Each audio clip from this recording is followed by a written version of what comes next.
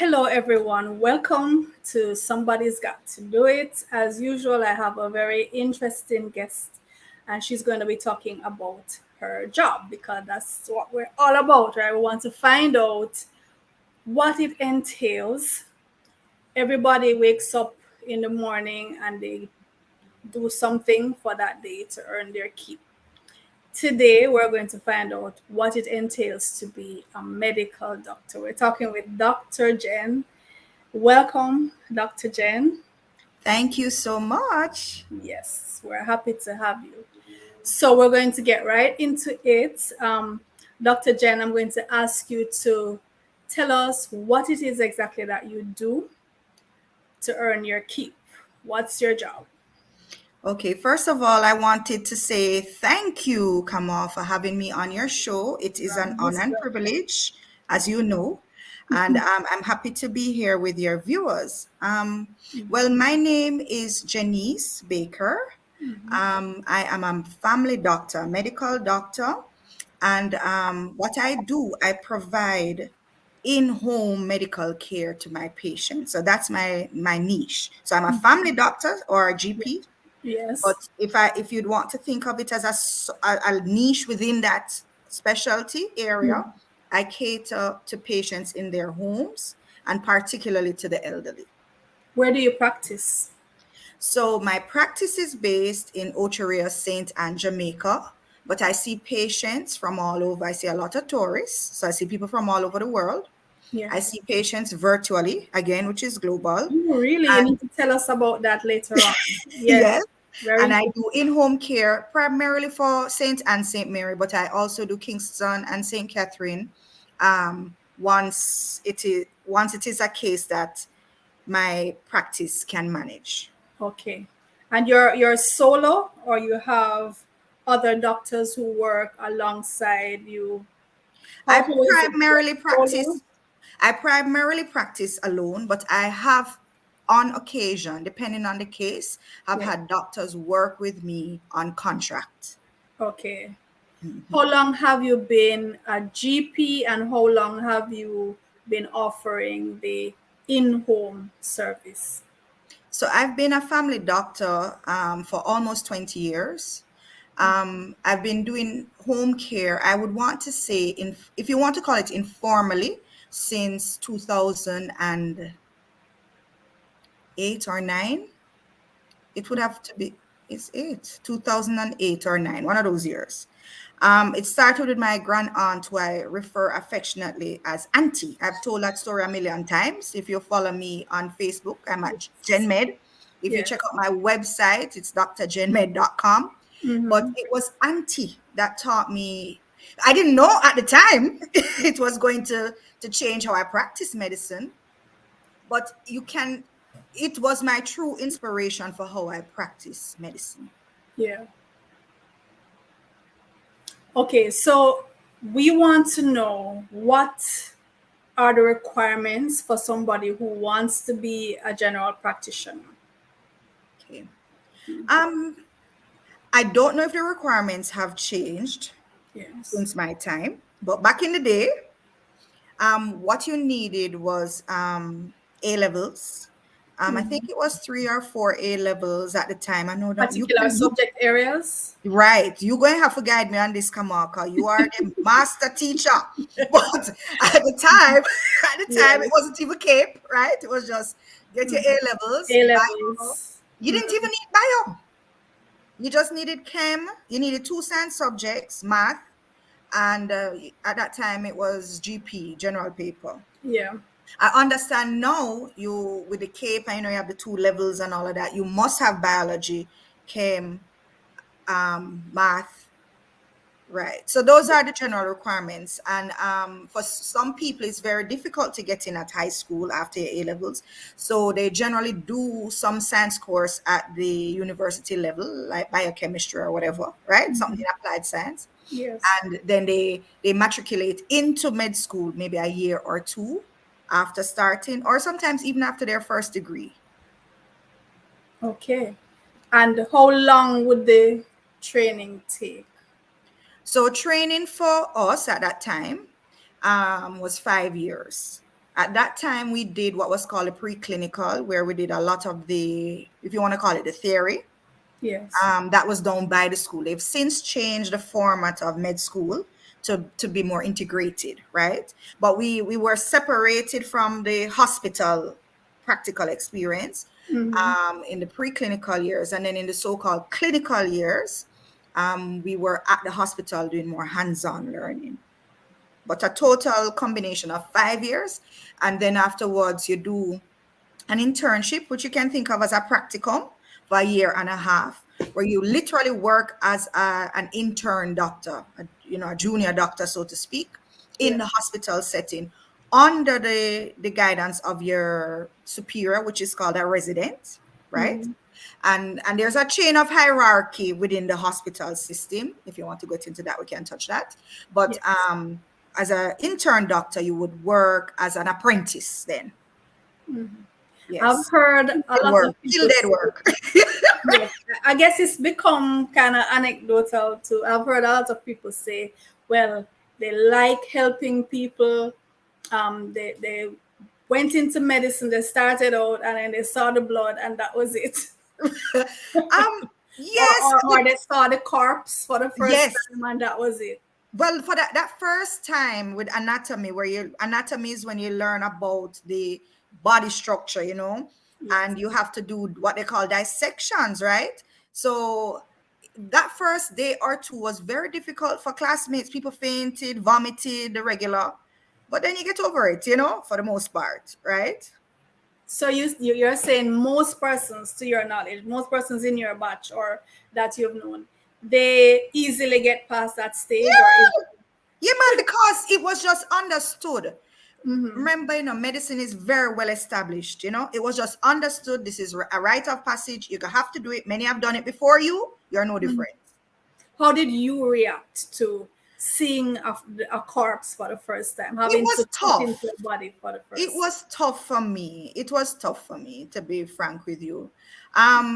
And as we go into this discussion, as I said to you, come on, I don't know if I'm the best GP for you to use for this discussion. I warn you. Why? But why? Why? Because I think I am more of I do not practice mostly with pharmaceuticals. Okay. I'm So a you're more integrative alternative. physician. Is it Yes. integrated? Is it alternative? Would you I would not consider consider? it alternative because I don't think I've given it that depth or breadth of study Yes. to call So it when that. you say integrated or integrative, hmm explain what you mean. So a patient won't come to me, right? And I just give them a long list of prescription drugs. That won't happen. Maybe in the early days when you just whatever. Yeah. But as I said, how this, let's go back to the corpse and why this it triggered this thought, right? Mm-hmm. Um, for me, I hate seeing sickness and death. I hate it. But you kind of go through medicine and you kind of understand that you won't be able to save everybody life, right? It's a Right. part of the circle of life. But for Mm-hmm. me, I truly hate disease. And I Yeah. hate chronicity of disease, because I understand that this so-called chronic disease just means that we're not really curing anything, Mm-hmm. right? So that is how I kind of said, well, where am I going with treating people with high blood pressure if all I'm doing is giving you the same script over and over, and then Right. in a few years I'm adding to the script a second med, a third med. So that was just pointless. And so it's almost like you're making addicts for the system. Because a lot of these pharmaceuticals are addictive, and the persons they're just gonna keep coming back. Some of these meds, they have to be on them almost forever, for the rest of It's their it life. I maybe wouldn't use the word addictive, Mm-hmm. because How would you patients are describe it? able to not be compliant and they're okay, so to speak, right? Okay. But I would use the word, there is a certain level of Dependency. yes, and brainwashing. I would use Brain. the word brainwashing. I would literally use that word because they hand over the care of their body to me. Do I know you? Do you know if I really know what I'm doing? Do you know if what I'm gonna give you is gonna work for your liver, your kidney, your, you know? And maybe because that streak of independence in me, let me try center this camera. I don't know how it's switch up on me. So, all right. I don't know if I just don't believe. I think people Shift a should little be. more. Shift a little more to your left, your right. Yeah. Yes, there I Yeah, go. that's better. Thank you. I just believe that we should not just hand over such a very important role without making sure you know what you're doing. Yeah.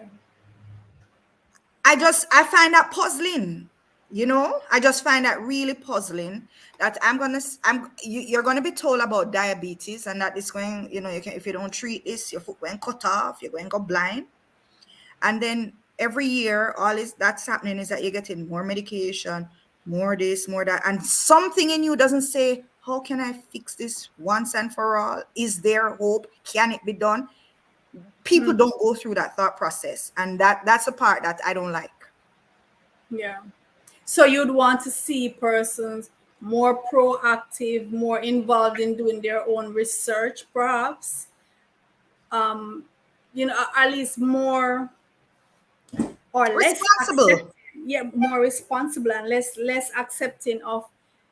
It's almost as if the doctor is seen as a A God. demigod. Yeah, Yes. what the doctor says goes. Yes. It's like magic.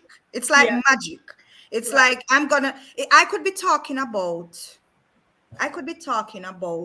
the sky, but because I am Dr. Jen, it holds that level of credibility and it holds that level of weight that a person forgets their own.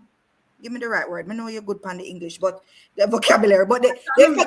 For themselves. Yeah. Yes. And I really, really have a big issue with that. I really have a severe issue with that. And therefore, I really don't want, that's why I really don't do, that's why I do what I do. I'm very selective with the type of patients I see. Yeah. Like if I'm not going to be able to practice medicine the Gen Med way, I don't want to practice it. Absolutely. Right. Do you see a lot of stress, depression among your colleagues? Come off. I am the poster child for that, okay? Like I am, this is from a lot of this is from first-hand experience, which is why I think my teaching videos resonate so deeply with people. Real, no real, we would say in Jamaica. I have been there and done that. I have overworked, overstressed, damaged myself. I'm literally now building back myself. The only difference between me and somebody else who would have damaged themselves is that I have knowledge to fix myself.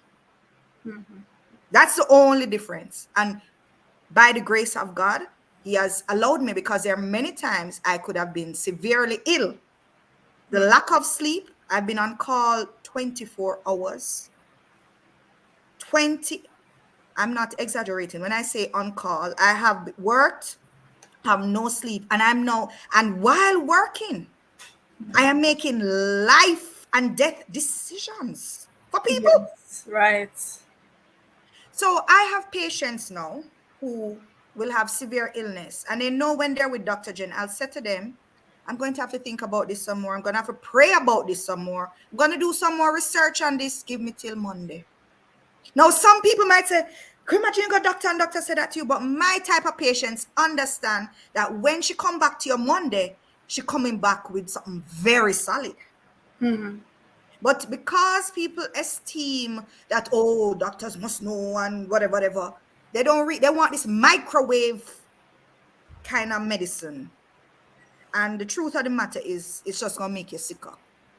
Is it mandatory in the industry for doctors to get specific numbers of hours between working sessions? Like I understand the way I understand it for pilots, for example, they're because of the stress of their job and because of how much they need to be aware and alert. I understand that there is the mandatory period of time that they must have between flights. Is there something similar where it's not just up to the doctor to decide, okay, I can handle it? Is there a mandatory period that you For have that, to? as I said, it's a long time since I did those kind of hospital shifts. Yeah. And maybe that would be a little too political for me to get into, to be frank with you. But it's kind of understood that this is part and parcel of the industry. Yeah. We did it, you will manage to. Mm-hmm. And thankfully, there is a chain of command within the hospital. So, in a sense, you are always covered. So, thankfully, it's not just the one intern doctor. Most times, there is, as I said, your junior resident, your senior resident, and then your consultant. So maybe if the intern who fresh out of med school missed something, the junior resident would see that gap, and so on and so forth. Okay. But I think your viewers, if they, if they are sensibly enough, they must understand that there will be gaps in your care by virtue of just the nature of the system. Mm-hmm. Well, as a doctor, obviously you have seen many patients pass over into the next realm. Am I right? Unfortunately. Have you wondered for yourself and have you found any answers to what happens at the point of death and the transition? I'm not very interested in that, to be honest with you. It does, you have that area that fascinates some people. I'm not fascinated by that because of my spiritual beliefs, my faith. Mm-hmm. I'm a Christian. However, I had a house call patient, and a house call is very intimate because you are in the person's home. When a patient comes to you at your office or the hospital or clinic, they get to put on a facade, right? Mm-hmm. Because they're coming into a new environment and they can tell you what they want you to believe. But when you go to a patient's home where the dog, the puss, the neighbor, the nephew, everybody is there, you see how you can't really hide. Everything is so raw, and Yeah. therefore the care is just supreme. I'm not bragging because I do this, it is just the truth. And in that intimate moment, I had one patient in particular who was under our care. She was receiving both medical and nursing care from GenMed. And she was, as Jamaican people would say, traveling. Okay. She recounted seeing children on a playground. Mm-hmm. She was just staring in space, the nurse said, and her niece. And she was let me just give you a little synopsis. She was very ill. The hospitals had said basically there's not much more we can do for you, right? She had had a second stroke, and whatever. Yeah. And she was just blanking out. They're calling to her. She's breathing, but she's just not responding to them. And when she came out of that trance, if you want to call it that, that's what she recounted. I believe, of course, it was the treatment that brought her back. Because if we were not there intervening with the IV meds and all of that she was getting, she would have just transitioned very peacefully. Mm-hmm. When I spoke with her, she said she was just not ready. She wanted to see her daughter who was in England, and the daughter was scheduled to come like the next week to come and visit with mom, you know. So yes, we've seen that, and it's it's part and parcel of it. Yeah. Let me ask you something. Are you able to see on the screen where it says recording? I'm just double checking on. I just see the live and that we're at 19 minutes. I see the time going up by. I don't see Okay, recording. right. Just double checking because I'm having some. No, my studio has been Acted active, up. so I'm just checking to make sure. All right, so I'm going to try to share with our guests a video. So let's hope that it comes up. So give me You're determined, man. a Let's hope that it comes up. All right, so let me see. Gender way is the way to go. It is the way to go. With a caring and experienced doctor. Gender represents self-education. In Jamaica,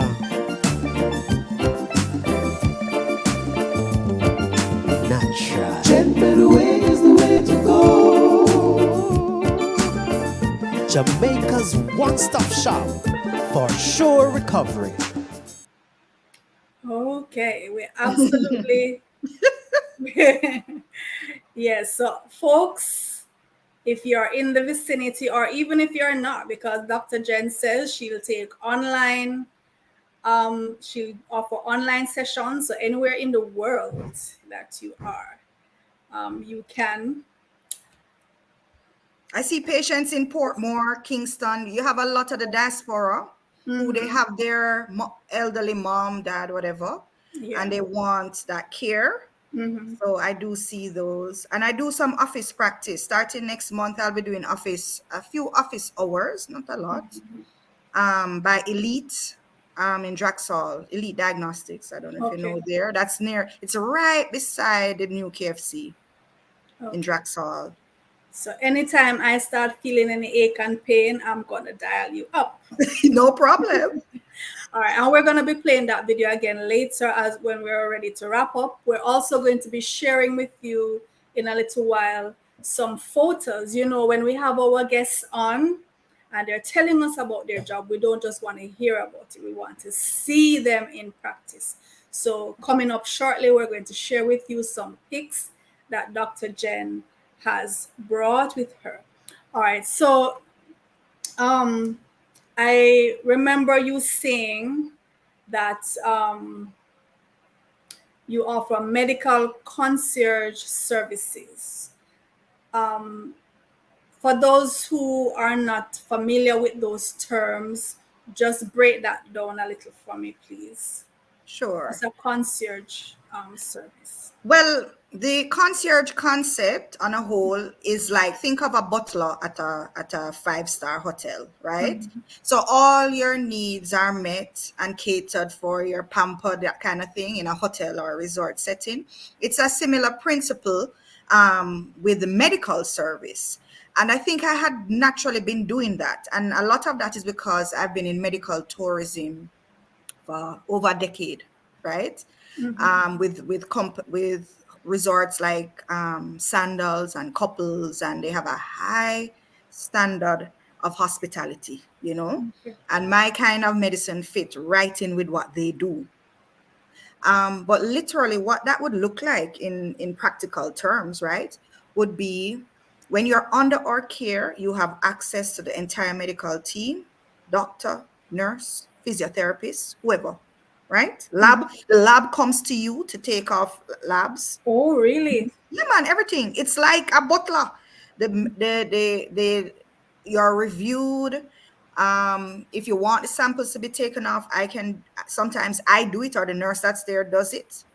We do even up to 24-hour nursing care with either practical nurses, or for more severe cases, we do registered nurses.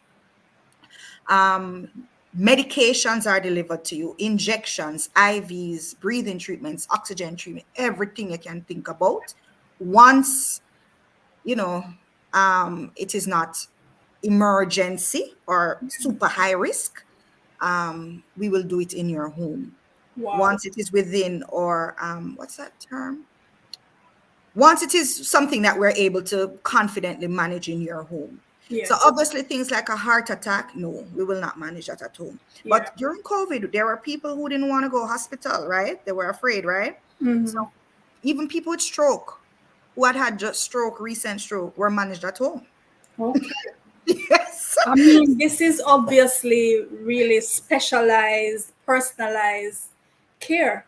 Um, you describe it as high-end care. Is it Yes. It is is. it available in terms of the pockets of the average person? It is an investment. I'll be honest with you. But what price do you pay for the return you get? Yeah. I'm gonna use that same patient since we mentioned her before, where the one that traveled and her daughter was abroad, and the daughter said, "Doc, I'm begging you, keep mama alive for me till I come." Yeah. Right? That has been over a year now. The lady is still alive. Oh wow. Yeah, when people, I'm That's not just bragging, awesome. please Yeah. understand, I'm not bragging, because I don't get this, don't ring my bell. Medicine is not what keep, my family is my priority, so medicine is not what, oh no. But when I tell you that when patients are under or care, when they get better, they don't tend to be repeat customers unless there is a drop in their care or something at home. So I generally treat people, they go back to their regular GP and do what they're doing till them have something really serious again, then them Yeah. call me. That's absolutely fantastic. Oh, thank Do you. you offer, like, for persons who really, really, really struggling financially, would they be you offer payment plans? Do you try to accommodate? All right, let me break that down. Uh-huh. What I offer, I do a lot of health education very freely. Like a lot of, or most of what I will do in the home, I have taught it, right? In some form, if people are really interested. But I have found they don't value it, to be frank with you. I'll be honest with you. Right. They No, that don't is value true. it. I can vouch for that. In my line of work, in the teaching, I do so much for free. But the work that you do for free, it's not valued. Correct. It's not valued. And so you have to put a premium on what you offer because you know the quality that it is. Correct. Absolutely. Yes. You have to So put, because people just have this mentality, anything that they get too easily or they get for free, they tend not to value it. right. So if a person calls, and too, because they don't value it, apart from how the information is treated, right? It really conveys a bad reputation to your brand. They follow the instructions half-heartedly, and when they don't get the results, then they castigate you to this and that. And to be honest with you, as I told you, I did not choose this. This chose me. I did not plan to be no elder care doctor. Did not plan it. But the old people, them always just gravitate towards me. And I said, Father God, if you really give me this thing, people have told me, you know, Dr. Baker, this is more than work for you. This is a ministry. I have a card. If I could have found it, I'd get it. The lady wrote, this is more than just a job for you. I can tell how you just, So, it's a ministry. And I called her and I said, what you mean by that? She said, you do more than just work. You can tell, you know? And it was the first time I had ever considered work to be ministry. It had opened my mind to that whole concept, yeah. you know? And to be honest with you, to be able to do it at such a high level consistently, it has to be, I have to earn my keep, as you put it. It has to be Absolutely. worth I'm my all time. up. Absolutely. So, It has, what did you want to become when you were a little tot? I thought I was gonna be a lawyer. I thought I was gonna be a lawyer. And I loved business from I was a little girl. But my parents, I would say they were more the traditional type. Go to school, get a good education, and worse, I was bright, get a good education, and then, whatever. Knowing what I know now, I understand and I appreciate everything my parents have done. But if I were to live my life over, I probably would have done business. Business. Okay. So, But tell. I appreciate the skill sets of medicine, because these hands have really, I always tell people, I am just the hands and the feet. I ask God to work through me. I am just the hands and the foot. That's it. Tell us some more about how the experience with your grand aunt brought you into this ministry. Oh boy. Come on, that's an awesome question. Yeah. Auntie, she's a little Indian lady, you see, and she's really grandma for intents and purposes, right? Mhm. But she had become, with the typical Indians have very small blood vessels, and she developed heart disease and heart attack. And she had a heart attack when I was final year medical school, and so happened that I was on that same ward that she was admitted to, Mhm. right? And I will never forget doing ward rounds and aunties on the ward, right, with heart attack. Yeah. And if I remember that consultant, I still remember him, and I went to him. Lord help me to forgive this consultant up to today day. And I went to him, come on, and I said, Prof, this lady here is my grandma. I can't, with ward rounds, they quiz you and question you and make sure you learn around the case. And you know what the man said to me? The man said, yes, I know it's your grandma, but all the reason why you have to learn about it. And he proceeded to quiz me about my auntie heart attack story. Very Wow. traumatic. Up to today, it's hard to let go of these things. These are some of the things why I'm gonna tell you, say, me did have to practice medicine a different way. Can you believe that? Hmm. Anywho, Wow. yes, disgusting. So And she, you also too. I think I remember you um sharing a situation with your dad, if I remember correctly. Um, so your dad was on the ward and you were on the ward. I Is was in labor ward. He was in ICU. Oh, how He did had that go? that story. No, that's not what made me do home health care. Hmm. That's what made me decide that when I am doing medicine, it will be on my terms or I will not do medicine. Okay. That is what made me decide that, because I was 8 months or whatever months pregnant. I was third trimester, and my father had to be admitted. He was vomiting. Got a call in the middle of the night. Oh, we have to carry your father to theater. Hmm. There's obstructed bowel. Oh. That's why he was vomiting. So he was at home vomiting, and we thought it was just gastroenteritis or something. And when he went to the hospital and they did the emergency surgery, they saw cancer. So it was Okay. a surprise diagnosis while pregnant, right? Wow, that must have been really hard for you. More than hard. Which is why I am who I am. Yes. Like, you can't tell me what to do about how to practice medicine. You don't, I understand the patient part. I understand. You know how we were told? We were standing in the ward, walking in by the matron desk there, the nurse's desk, and the surgeon, while me and my mother standing up. Oh, your father have cancer.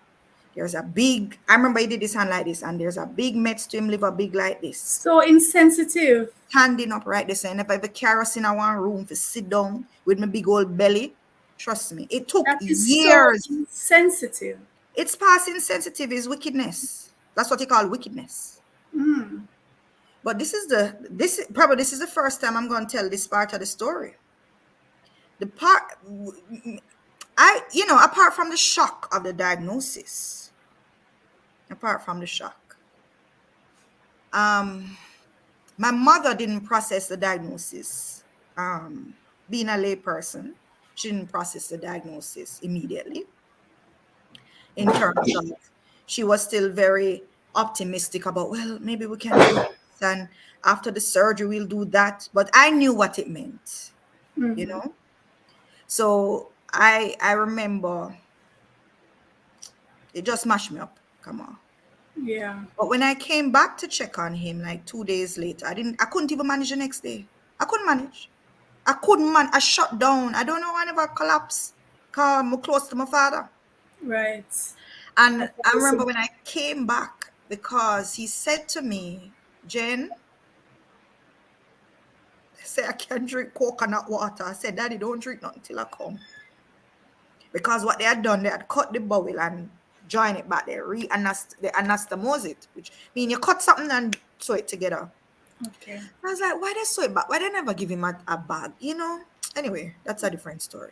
So when I came, I examined him. I said, Daddy, don't drink nothing. Something is wrong. My father was having a fever and belly was distended. He was pale.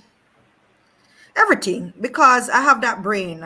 When I examine patients, I can almost diagnose you before you even do any tests. Come on. Yeah. And I told the surgeons, you know what the surgeons did? Take a guess. Ignore. Worse. Go totally against your Man, recommendation. quiz me. How do you know he's dehydrated? How do you know? Want to put me down because I'm just a GP and they're surgeons and they're the gods and of mice and men, we're the gods and you are what? Yeah. And me now at that stage, because that would have been 2000 and about 11 or 10, can't remember the year right now. And trusting this noble institution Of which you are a part. of which I'm a part, and they said no, it's all right. 2 o'clock the morning, I get the call now from ICU. Remember, it was on the ward first, Yeah. I get the call from ICU to say, don't think your dad gonna make it. He's not even stable enough for surgery. The anastomosis is leaking. That's where it joined. He's in sepsis, infection in the blood, blah, blah, blah. Everything with that. He's too dehydrated to go into theater. Just The as you were anesthetic, saying. everything I said. Everything I said. Everything. After that, they were so nervous. Every morning, me with my big belly, I forgot I was pregnant. Come on. I don't know if you believe me. I forgot. You know how I remembered I was pregnant? Every time I come out of my van to go to that time, I now come back to Kingston now and I'm going to ICU every day. And it's every time I'm to get out the van and I see, what is this belly? Oh, yeah. Oh Lord. Sometimes I feel a level of guilt for that with my daughter too, because like,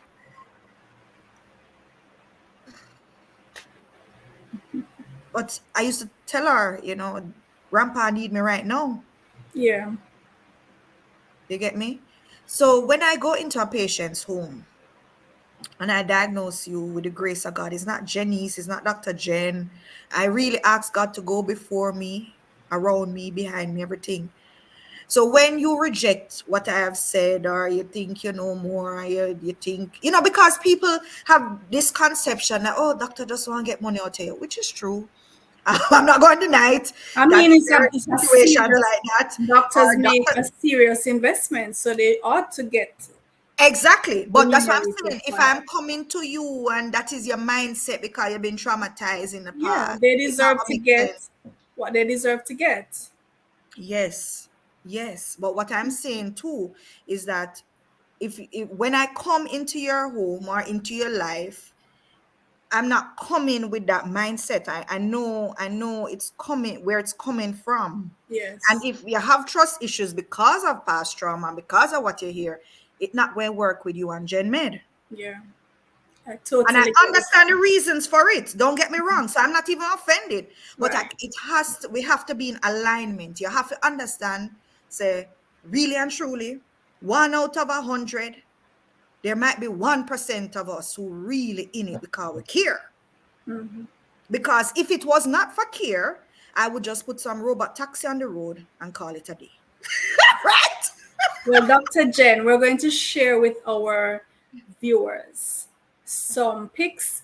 And what I want you to do for me, whenever you see me switch to another pic, just tell me what's happening in that pic.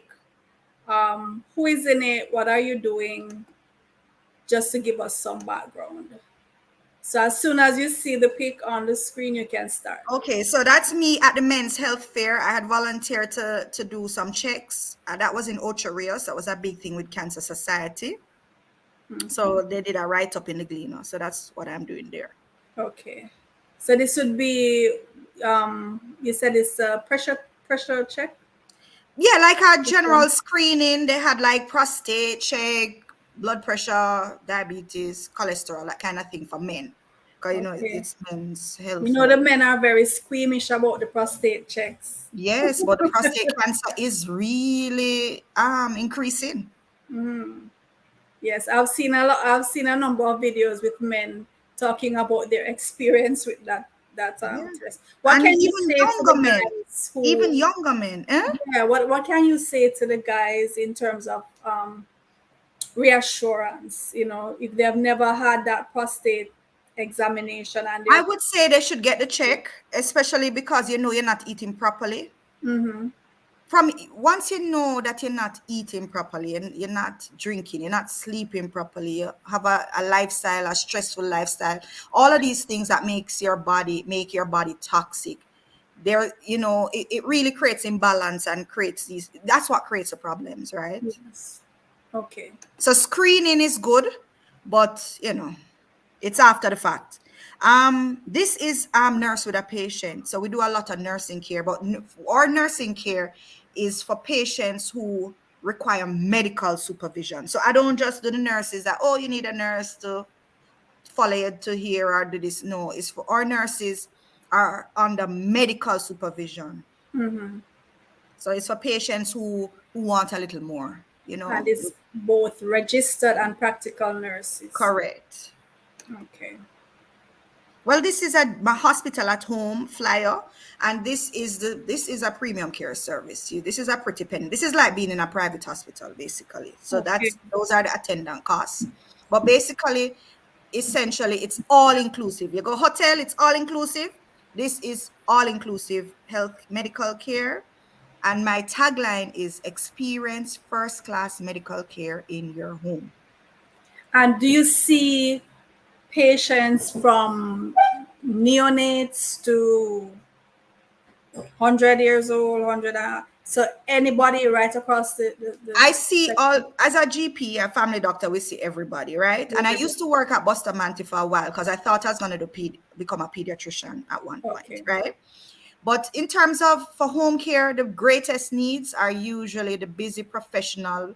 So people who undergo and don't have time for doctor's office, and people who want thorough treatment. So you have some people, for example, Kamal, who they just want to get better quickly. So they want the two injection, them have an allergic reaction, them want them dehydrated, them want the IV fluids. They just want to be better quick and get on with them life. You offer midwifery services? No, I've not expanded to that. It's something I considered, for true. I really considered it, but I'm waiting until if things get really bad in the country, I would offer it. Okay, so this is you and a patient. Yes. So this Senior was a patient. write-up in the Gleaner, just to showcase because people in terms of community services and all of that, anything for elder care is a big deal. Yeah. So yeah, so it was showcasing that I offer. And I know some persons have some terrible experiences with senior care. You know. Most of the times when patients reach out to me, especially for the hospital at home care, it is that they have exhausted all the other options. And then they hear, oh, Dr. Jen does such a, there's this doctor lady, try her, because Yeah. yes, I mean, I've seen people who come out of hospital and then I have to do hospital at home for them. What's happening here? So I do a lot of health education, a lot of teaching. I do first aid and CPR training. We have the mannequins, we do all of that. Any topic that, topical, relevant topic, I can teach on it.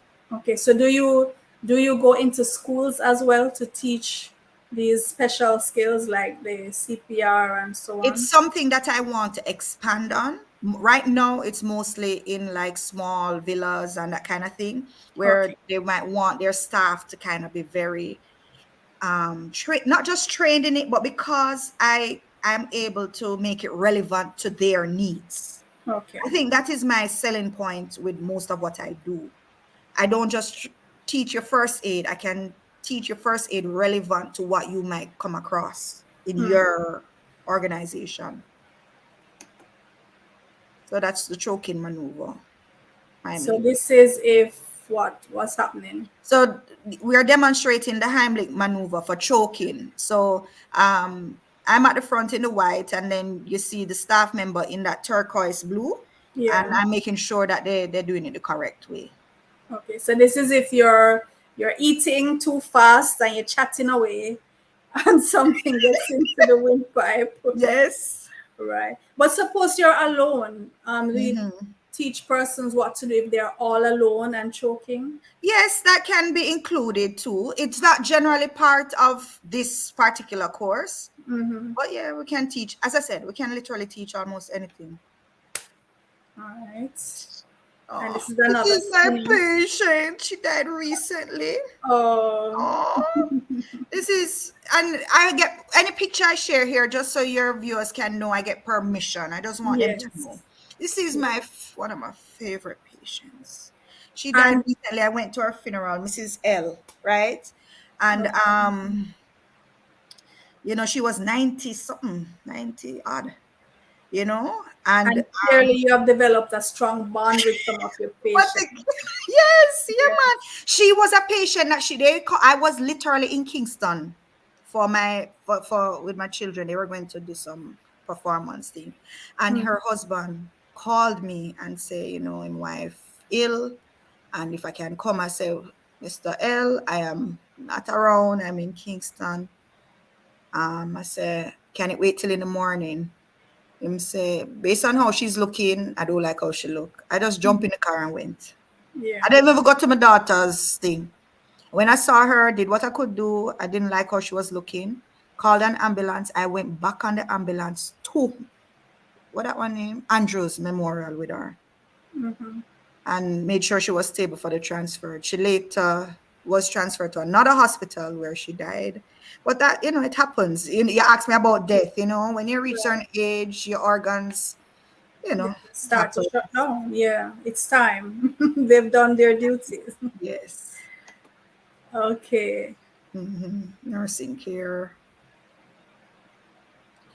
She was that Let me go back. Let me go back. yes. Yeah. This is also one of our favorite. Maybe know. You see, when you get so with her, she's a miracle. You go to death's door and you come And back. come back. And I imagine the relatives as well will become close. Exactly. Yes. So you have many, many families. And Okay. this is me, a nurse, just in home, just demonstrating in home and IV and all of that. Okay. And of course, this is 24-hour service. How do you balance family time, Dr. Jen? Because I triage and I don't just take every patient. I don't. For example, if let's say somebody calls me and depending on the nature of the case, I won't take the case, right? Two, if the family is not in alignment with the core values of GenMed. So you have some family members that yes, they want care, but it's not really about the care. It's about them showing you that they're the boss and that they know it all. And me not into that. Me not desperate like Yeah. that. But if we're in alignment about these are the goal, these are the endpoints, this is what we're aiming for, then we look at what can happen and then we take it from there. Something came to me when you were talking earlier. You mentioned that you were treating a patient who was of Indian origin, and you mentioned briefly that their blood vessels are a bit narrow. I remember I went to a dermatologist many, many years ago, and he was telling me something similar. He was saying in his practice, he has noticed that persons who are of mixed race, their skin tends to have a lot of issues, right? He was saying if you're a full Indian or full white or full black, as you would classify those persons, no mixture. Those persons tend to have, gorgeous skin that with little complication in terms of blotches and a tendency to develop scar tissue. Okay. So, and then earlier you mentioned that there is a difference, a physiological difference in terms of race with the blood vessels. So, do you notice a lot of things like this in terms of dealing with different races? We know in Jamaica here, there we are of mixed heritage. It's just a historical fact, right? Whether politically we want to embrace the term or not, it is a historical fact. Do you encounter a lot of disparities like this where particular illnesses or particular conditions are more prevalent in persons of different ethnicities, or more severe or easier to treat, or anything like that? Let me see how I can answer you politically correct. You don't have to be politically No, correct. I do have to. I still do. But Just I be would say correct. this. This is an observation. I think even junior doctors would observe this. All these school books, textbooks would tell you, for example, that a blood pressure of X over Y is going to give you a stroke, or your kidney failure with levels in your blood of XYZ should put you in a coma. And you will see or ethnicity or race, whatever you want to call it, with levels higher and look quite all right.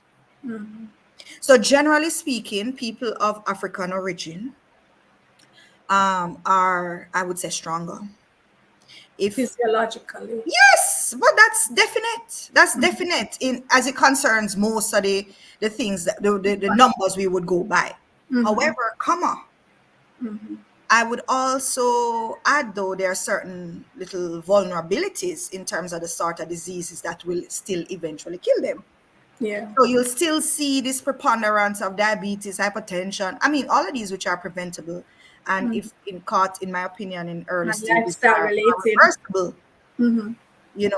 Are reversible, and all of that. But you may not see that amount in other ethnicities. Yes. A lot of it too, as you said, lifestyle, the diets, everything. So generally speaking, you would describe your profession as rewarding, very rewarding, extremely rewarding, not rewarding. I would say extremely rewarding, and I'll tell you why. Because the skill set has allowed me to save so many people's lives. It has. It truly has. Yeah.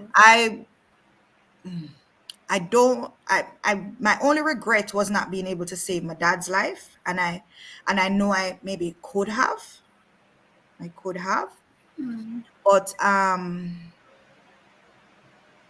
it didn't happen. Like with for example, colon cancer. One of the associated risk factors is a family history, and just a few months prior to everything happening, I had found out that one of his siblings they had found some polyps. Okay. That's a big red flag. When I heard, and it was like some top secret in the family, which is why I don't like secrets, by the way. I don't believe in those things. It don't help nobody, right? But the point is that usually that's how my kind of brain works. Father God, if you don't want, if some people call it universe, some people call it energy, they send these little warnings, these red flags. And if I probably had acted based on that red flag, I would have intervened. Yes. And you actually did try to intervene After the fact. after the fact. After the Yes. fact, which is why I'm very proactive with disease, with sickness. And I think some of the patients don't really understand. They really don't understand what GenMed is doing. Because they're not accustomed to that. They're Yeah. accustomed to fixing it once it broke down. Mm-hmm. When I say to a person, you need such and such, and we need to do this, and I need to review you like this, and I need to do that, they just keep thinking dollar sign, or Lord, that can overdo it, or they don't. Well, some people. Now, Mm-hmm. now over this time, most of the patients I have truly respect what they're getting, so I don't really have a lot of the issues like that anymore. But in the earlier days, yes, because they couldn't fathom that all of these things were necessary. Yeah. So what kept on happening, which is why I had to even start praying and say, God, I need better clients. I need people who are aligned with what this vision is. Mm-hmm. Because what would happen is that you create a worse problem that I have to fix Yeah. instead of us preventing. Okay. In wrapping up, what excites you the most about your job? I would say that I would say on a whole, my true excitement was began more recently. You know how some people it's the adrenaline rush of an emergency, or just loving what they do on a day-to-day basis. No, Mm-hmm. it's more recently now that I have carved out this niche for myself, Yeah. and I truly respect and rate GenMed to the max. I don't really find nobody doing it like this. I don't find, and it's not that I keep saying it. I'm not trying to sound proud. But when you start having story after story, and you start now have this track record now, you see people, you're diagnosing people that specialists, and then you send them to the specialist, and it's the same diagnosis, and you don't even do lab work yet. Mm-hmm. And you realize now that all these interventions you made save them from hospitalization or worse. Yeah. So, what excites me is the prospect of being able to deliver this more widely to the population. That is what I would like to be able to do, to deliver it more widely, and Yes. to really have programs that we can literally. My goal, I'm on a mission this year, Kamal, is to help people radically transform their lives. I'm on my own journey right now. I have reverse hypertension in myself. Mm-hmm. I had pregnancy induced hypertension, preeclampsia, on the way to eclampsia. I was told by my obstetrician, without a doubt, it will happen. Okay. And I was literally on antihypertensives and all of that. Gradually off with pregnancy, but the writing was on the wall. Every time I stress out, I don't get enough sleep, the pressure go up, I'd get headache, etc., etc. And I was like, hell to the no, I'm not on this road. So I've reversed that. Right now, I am working with patients who want to reverse insulin resistance. Did you reverse it with diets? Everything. I use diet, um, mental part, the mindset, I do a lot with emotions. Not the actual therapy, like whatever, but like helping people to identify the things that they may think not related to it. If you don't even confront it, you can't fix it, right? True. We use supplements. I use a lot of supplements, meaning not necessarily a lot for a patient, but I have explored several, and I am having some great results with a few patients I have on them. So I've formulated what I call my own protocols. So for insulin resistance, I have one for adrenals now. So you see most of the people them now mash up and tired and pop down and don't know that is them cortisol off. And Yes. so they keep going to doctor for asthma, for sinus, for high blood pressure, and they don't know what really is wrong. So as I continue to grow and ask God to help me with the knowledge and the revelation, I would like to impact people And make them change, if they want. transform If you themselves. don't want to change, if you want to just pop pills, do not come to Dr. Jen. Please leave me alone. So it's a very stressful job. It's rewarding, but very stressful. Would you want to see your kids or your Hell nieces and no. nephews Hell to the become? no. No. Nope. My children have seen me and said, we don't want to do this. Because, apart from the actual work and um being on call and whatever, for me, I can only speak for me. You carry home well, for me carry home the patient with me. I True. carry home not necessarily in a negative, depressed way, although that happens at times. But it's like your mind. I have a computer brain mind, so it's like your mind still to solve this puzzle. I Yeah. have helped a lady. I've helped a lady, a young lady, who could not conceive with her husband for years. She was going gynae. She get Lupron injection. She get the only thing left for her because she have endometriosis was surgery. They told her they had been trying for about 3 years, and we worked together in a hotel setting. And she told me her concern. I spoke with her because I identified certain spiritual aspects, certain emotional aspects. And I said to her, WhatsApp me all of your medical stuff you've done. And she did. Every time I tried to open that and read the thing, my mind just I get confused. Till the point, 2 weeks passed, me have to say to her, let me call her Jane. I said, Jane, every time I open your WhatsApp to read this, my mind I get confused.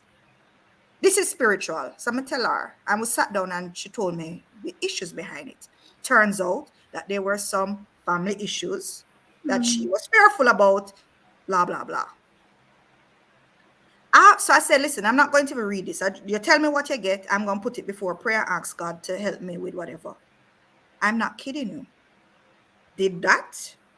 Told her I believe that you should be on a certain cream, a hormonal cream. Within 2 months, she conceived. She Bam. now has a baby. I am not Bam, kidding you. bam. I am not kidding you. But it is not Dr. Jen. That's what I'm trying to tell you. It is not Dr. Correct. Jen. It Yes. is, and case, you see how long that case take? Meaning, between the time of me chatting with her and asking God, it probably a month or two. Now, most people don't want that. They want to come in your office and you give them a magic pill, Magic pill, and they don't want to put in any work, and they don't want to put in the mental work. or otherwise, Exactly. and they don't want to pay. And you don't want, well, I have made it very clear. I've made it very clear that if I'm coaching a patient, right, I'm investing in you. You think you're investing in me? I am investing my time, my energy, I want to see you succeed. Yes. Don't think it's just, oh, that just right. No. So that's Okay. why I said I don't think this is a typical picture of a It GP. definitely is not. But And it definitely is not. Let's try and get the video in before we wrap up. sure. Gentler way is the way to go. It is the way to go. With a caring and experienced doctor. Gentler represents self-education in Jamaica.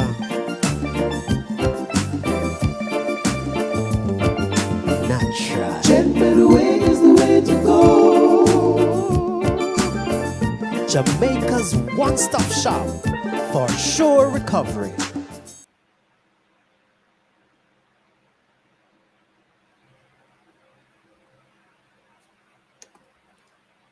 Okay, folks. So do what you got to do. Reach out to Dr. Jen so she can sort you out. That's the Dr. term I Jen. always use in a sort out.